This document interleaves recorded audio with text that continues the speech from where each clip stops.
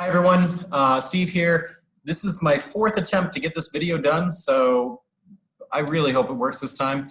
I'm going to jump right into where I left off in the last video, which is strengths, weaknesses, opportunities, and threats.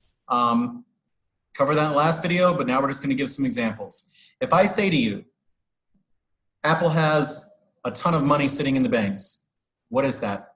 Is that a strength? Is that a weakness? Is that an opportunity or a threat? Saying that Apple has a lot of money sitting in the banks is a strength. That's by definition. It's internal and it is good. So it is a strength. If I say to you, Apple has a lot of money sitting in the banks so that it is able to purchase any company it wants to purchase, that is an opportunity because they have a lot of money. It's a chance to do something, buy a new company, buy Beats, headphones, they did that. That's an opportunity. If I say to you that Apple has products that are very hard to upgrade, so the RAM in Apple is very hard to upgrade, what is that? That is a weakness. So the fact that it's very hard to upgrade Apple products is a weakness for Apple. By the way, they do this on purpose. It's not a weakness. It's not a weakness that Tim Cook, the CEO of Apple, is happy to have this weakness. Any idea why? Trying to give you a moment to think about it. Maybe pause the computer while you think about it. So the reason that Apple is fine with doing that, making it hard to upgrade your RAM, upgrade your memory, so forth, is that they want you to buy the more expensive one to begin with. And so it's in their interest to not make it easy for you to upgrade. So it's a weakness, but it's a weakness that Apple's happy with, if that makes any sense. If I say to you that because of the economic conditions, there are millions of people around the world that have lost their jobs, how will that affect Apple? That's a threat, because people who have lost their jobs are not going to be buying new iPhones. They're not going to be buying new computers. So on your test, I'm going to give you examples. And if it is internal and good, it's a strength. If it is internal and bad, it's a weakness. If it is a chance to do something, it's an opportunity, no guarantee of success. And if it's something that could hurt them down the road, it's a threat. So strengths, weaknesses, opportunities, and threats.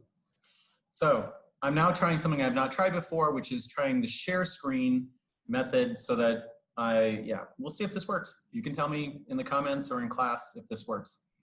We've talked about SWOT analysis, enough.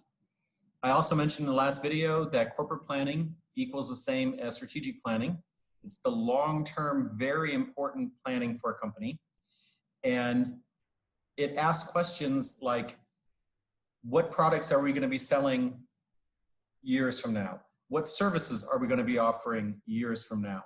It asks questions like, where are we going to do business? Like, are we going to do business just in the UAE? Are we going to do business through the Middle East, North Africa, MENA region? Are we going to try to do business in Europe? So those are corporate strategic planning, long-term decisions. And of course, these are decisions that are usually made by top management. Business level or division level planning is planning that is made for months in advance. So planning for what you're going to do, planning how much of a product to make. It is how many people are we going to need to hire in the next 6 months. These are decisions made at the business and division level, okay? And this is planning that is mostly done by middle management. And I don't know how I left the E off of middle there. Sorry.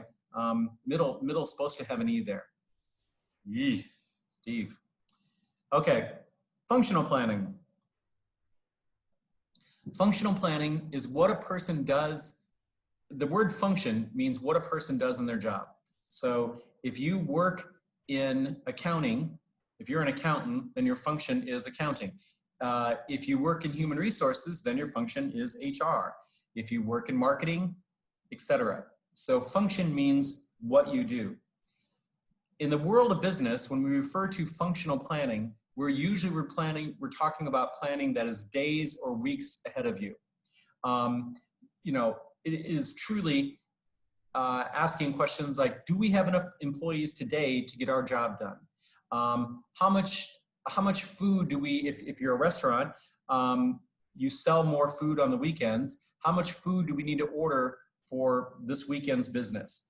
That's a functional level planning. And these are decisions that are made by line managers, which are the lower levels of management. So again, you're looking at the management pyramid, the CEO is the chief executive officer. It is the top management for a company.